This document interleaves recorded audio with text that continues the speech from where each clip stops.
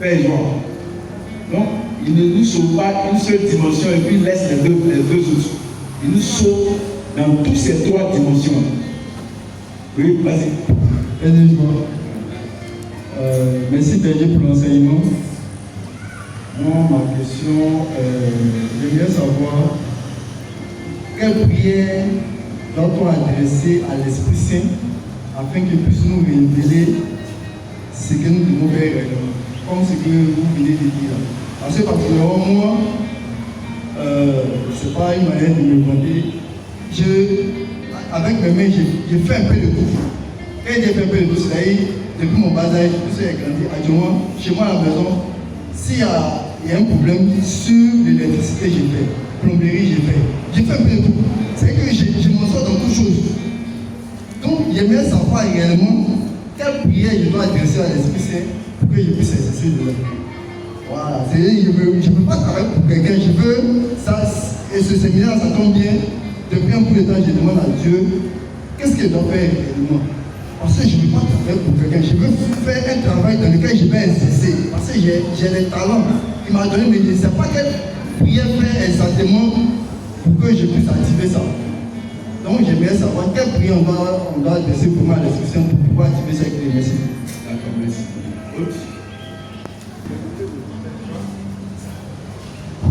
Père de joie. Merci Père pour l'enseignement, parce que l'enseignement est vraiment riche. L'enseignement béni, l'enseignement transformant. Moi, l'accent, c'est sur les talents. Je m'appuie sur le dernier. Mais ma question est la suivante. Comment fructifier ces talents si on n'est pas sûr de l'entrepreneuriat comme on veut mener? Je prends un exemple. Tu as pris un prêt avec un frère et tu veux faire du commerce, mais tu n'es pas sûr que ce commerce que tu vas exercer, ça peut te faire rembourser l'argent de ce frère. Est-ce que c'est pas pour laquelle raison se donner si il va altérer ce talent pour garder l'argent en sécurité, pour le mettre à son maître? C'est un peu ma question. Je vais me sortir quand même quelque chose qui m'arrive parfois. Il y a des moments où je réfléchis sur certains business, certains projets, mais en même temps, après je constate vraiment qu'il y a une grande peur. Une grande peur pourquoi? Parce que je sais que ce sont des domaines qui peuvent rapporter énormément d'argent. Et en même temps, quand j'y pense, je me dis, mais est-ce que ça va plus m'éloigner du Seigneur? Parce que ça demande beaucoup. Ça demande beaucoup de temps, ça demande qu'on s'y mette, ça demande vraiment un investissement à fond. Et avec mon expérience, avec ma relation avec le Seigneur aussi, je me dis, bon, est-ce que ça c'est nécessaire? Parce que avec ce que je vais faire déjà, j'aurai ce qu'il faut. Est-ce qu'il faut chercher à avoir plus si après? Donc, c'est souvent ce raisonnement qui m'amène souvent à hésiter dans certains domaines dans lesquels je vais lancer encore. Et donc je vais demander en fait si est-ce que cette attitude-là, est-ce qu'elle est normale? Voilà, c'est genre. Tu as peur de t'éloigner du Seigneur en investissant. Regarde devenant trop riche. Regarde l'état absorbé par le travail. Parce que en fait, ce sont des domaines qui nécessitent vraiment qu'on soit à fond dedans. Et donc, en termes de temps, ça va me prendre beaucoup. D'accord.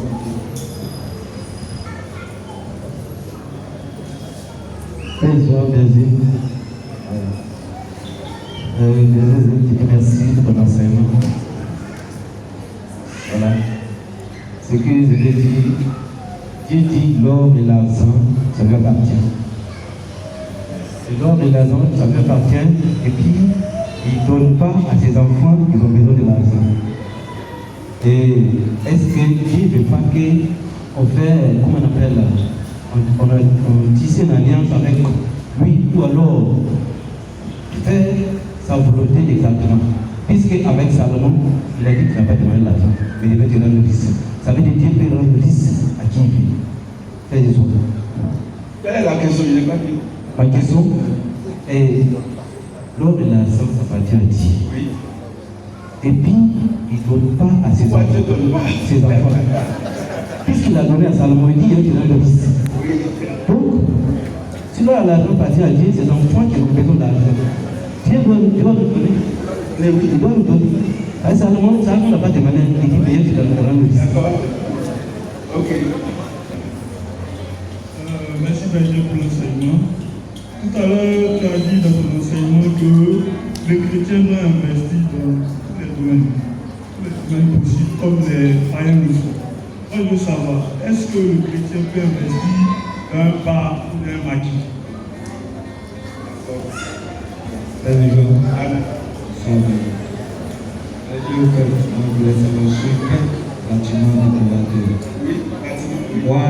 Bâtiment de commandeur.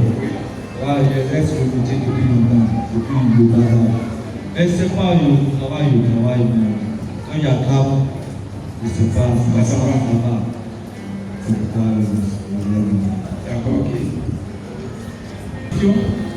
Vous avez dit d'investir dans tous les domaines. J'aimerais savoir comment est-ce qu'on peut savoir que le domaine dans lequel on investit va être fructueux. Parce que j'ai investi dans près de 2 domaines comme ça. Quand j'ai commencé à travailler, près de combien de centaines de livres, mais tout est tombé à l'eau. Or, j'ai prié avant d'investir. Donc, je veux savoir comment est-ce que je peux savoir que ce domaine dans lequel je vais investir va être bon pour moi ou pas. C'est joie. Amen. J'ai 2 questions. La première question, c'est est-ce qu'un chrétien peut investir dans la boisson, dans le commerce de la boisson? Et ça, c'est ma deuxième question. Par exemple, une personne qui a déjà investi dans plusieurs choses qui ne marchent pas, il essaie ça, il échoue, il choisit d'autres, il échoue. C'est dû à quoi? C'est manque de la révélation de ce qu'il doit faire pour évoluer, ou bien c'est manque de gestion? Fais joie. Amen. Ouais. Deux questions. Amen. Moi, ma préoccupation, c'est de savoir, tu prends le risque d'investir dans une entreprise, c'est-à-dire que dans le secteur d'activité que tu as appris et tu investis une première fois, une deuxième fois, et malgré ça, tu n'arrives pas à démarrer. Est-ce que ça veut dire que ce n'est pas le domaine d'activité que Dieu a prévu pour toi? Est-ce que tu dois prier ou tu dois persévérer ou qu'est-ce que tu dois faire? Parce qu'on prend le risque d'investir. Moi, comme ça, j'ai pris le risque d'investir à plusieurs reprises et c'est toujours bon. Arrivé un moment, ça part et puis arrivé un moment, ça tombe. Donc, est-ce que ça veut dire que c'est pas ce que je dois faire? Est-ce que je dois prier aussi pour avoir une certaine révélation? Voilà. C'est pas si... Oui, c'est le après ça, on va répondre si on a eu dans un deuxième liste. Moi, ma préoccupation est que vous avez lu sur Matthieu 27. Voilà. Maintenant, les 3 étapes que vous avez expliquées là, c'est un qui avait 5 et il a doublé les 5. Il y a un qui avait 2, il a doublé 2. Et il y avait un qui n'a rien fait. Maintenant, si le 5e, lui qui a eu 5, il a doublé, avant d'aller faire compte à ton patron, et que tu as eu les 5 et puis tu as doublé, ça va être 10 maintenant. Du moment que tu vas aller faire le point, et que si se trouve dans ta famille, il y a quelqu'un qui est tombé gravement malade. Et ce cardiaque, le point du vrai le faire, ça peut sauver la personne. À ce moment-là, tu fais quoi? Tu laisses la personne aller faire ton point ou bien tu prends l'argent pour pouvoir sauver la personne. Parce que dans la famille actuellement, c'est ça, c'est l'argent. Ok, merci beaucoup. Donc, je vais répondre à certaines questions. Et puis, il y a un spécialiste là-bas aussi. Oui, il y a des questions intéressantes. Oui. D'accord. Quelle prière je dois faire au Saint-Esprit qui me révèle ce que je dois faire, le domaine précis? Il n'y a pas une prière particulière. Parce que c'est de demander au Seigneur dans quoi est-ce que je dois investir. Tout simplement, il n'y a pas une formule particulière pour ça. Tout simplement de te disposer et de prier le Seigneur pour qu'il te révèle. Voilà. Si tu as ce désir d'investir, qu'il te révèle le domaine dans lequel tu dois investir. Ça, on peut prier. Mais en même temps aussi, par aussi notre intelligence, on peut aussi capter aussi des choses. Par exemple, mon domaine de compétences, par exemple. S'il y a une formation en temps ou en temps, c'est déjà une base dans laquelle je peux investir. Par exemple, si j'ai fait une formation peut-être en bâtiment, il me serait peut-être plus aisé d'investir dans ce domaine-là. Ou bien si j'ai fait une formation en, je ne sais pas. Donc, le domaine de compétences aussi est déjà une bonne plateforme pour pouvoir investir. Mais en même temps, ça n'exclut pas aussi la prière où on peut demander au Saint-Esprit de nous révéler de façon claire et précise un domaine précis. Donc, il y a une prière type, mais toi, tu peux formuler la prière simplement, Seigneur, révèle-moi le domaine précis dans lequel je peux investir. Mais tu vas me donner de me réaliser, de porter du fruit. Et dans le discernement, il faut que tu sois aussi attentif à la voix de l'esprit. Souvent, ce n'est pas la prière qui est le plus difficile, c'est le discernement de notre prière, la réponse à notre prière. Souvent, qu'on n'arrive pas à capter. Voilà. Le plus souvent, c'est ça. Sinon, la prière elle-même, elle est facile à faire. Mais comment recevoir la réponse? Comment capter? Comment savoir que Dieu m'a parlé en tel domaine? Ça nécessite beaucoup d'attention de la part de notre part pour pouvoir recevoir.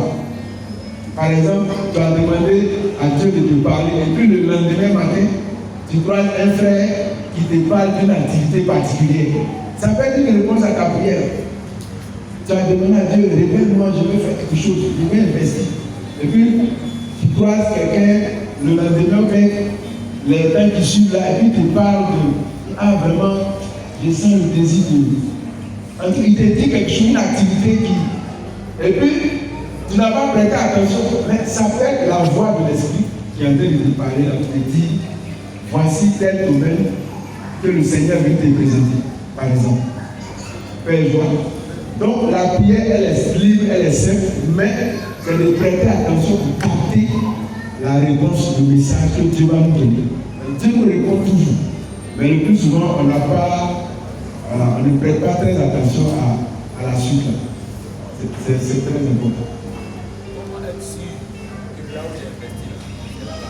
Comment est-ce sûr, bon, ça réduit un peu le frère, comment est-ce sûr que si j'ai investi par exemple dans Nyongo, comment est-ce sûr que c'est là-bas que Dieu m'a appelé à... Donc, il y a le résultat, le produit que ça donne là. Ça aussi, c'est un moyen. Tu as investi dedans et puis ça ne rapporte pas. Et puis ça ne produit pas. On peut s'interroger, est-ce que c'est là-bas, par exemple, que j'ai investi? Maintenant, avant d'investir aussi, il faut avoir aussi la connaissance, une connaissance sur le domaine. Sur le domaine dans lequel tu investis. Bon. Par exemple, tu veux investir dans le volaille, tu veux faire poulailler, et puis tu as beaucoup d'argent, tu fais. Si tu n'as aucune connaissance dedans, ça ne va pas marcher.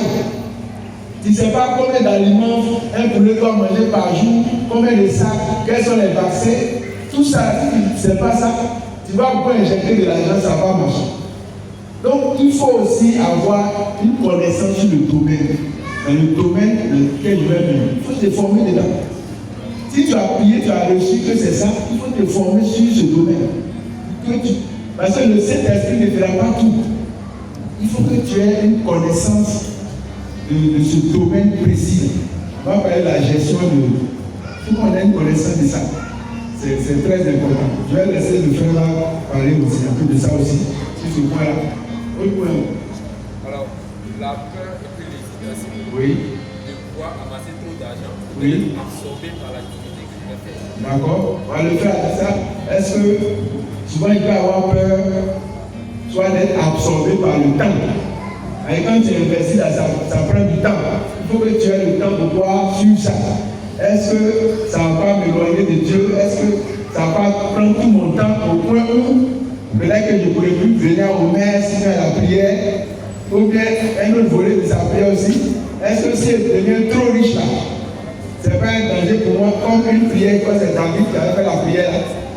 Il dit, Seigneur, ne me rends pas trop riche, de sorte que je m'éloigne de toi, je m'égare. Ne me rends pas aussi trop pauvre. Tu as une joie? Alors toi, tu vas être quoi? Tu vas être trop riche, tu vas être trop pauvre. Tu as une joie? Je te conseille d'être trop riche. C'est pourquoi j'ai pris le soin de parler d'abord de ton âme. Tout commence par là-bas. Si ton âme est sécurisée en Christ, si tu es trop riche même, c'est bon. Ça va nous aider. Fais joie. Effectivement, il y a ça. Parce que l'investissement là, le travail, ça nous prend du temps. Il y a le travail qu'on doit faire, mais aussi il y a Dieu aussi. On ne doit pas abandonner Dieu. Fais joie. Donc, il y a la part. Jésus a dit de donner à César ce qui appartient à César et à Dieu ce qui est à Dieu. On doit savoir faire la part des choses. Je travaille certes. Est-ce que mon travail doit m'absorber tout mon temps au point où je n'ai même plus le temps pour venir à l'église, ou même pour prier? Faire joie. C'est important. Donc on doit savoir faire la part des choses. Donc tout dépendra maintenant de notre gestion, de notre organisation. Donc on s'organise. Je dois avoir ma vie spirituelle, elle doit être organisée. Mon travail aussi doit être organisé. De sorte que l'un ne doit pas phagocyter l'autre. Mais si je laisse comme ça, que je fonctionne comme ça ne marchera pas. Par exemple, je sais que les dimanches à 14h, de 14h à 17h30, je dois être au niveau ici. Je sais que dimanche matin, je dois faire la messe.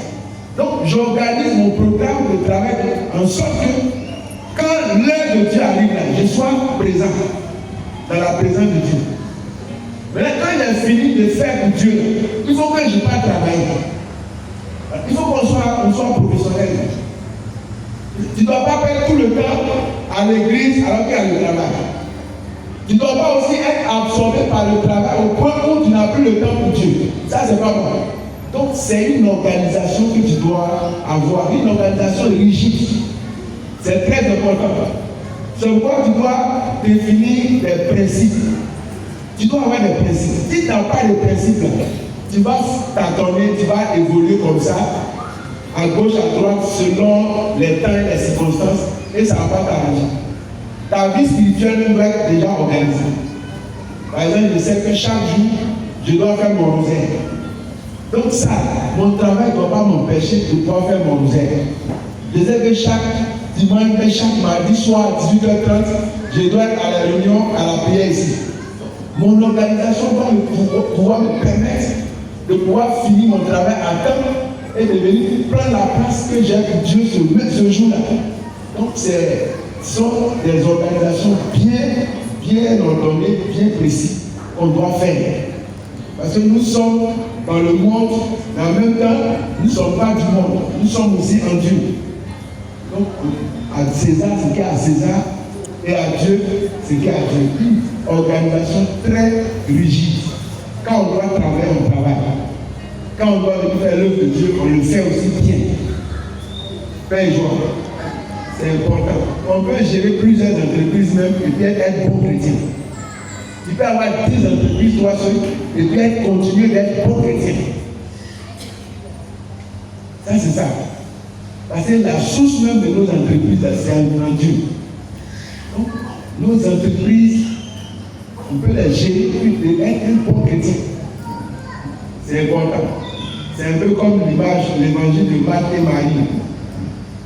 Marthe et Marie. Marie, elle représente notre vie spirituelle. Marthe représente notre vie sociale et professionnelle. Ces deux personnages-là ne sont pas à séparer. C'est une seule personne.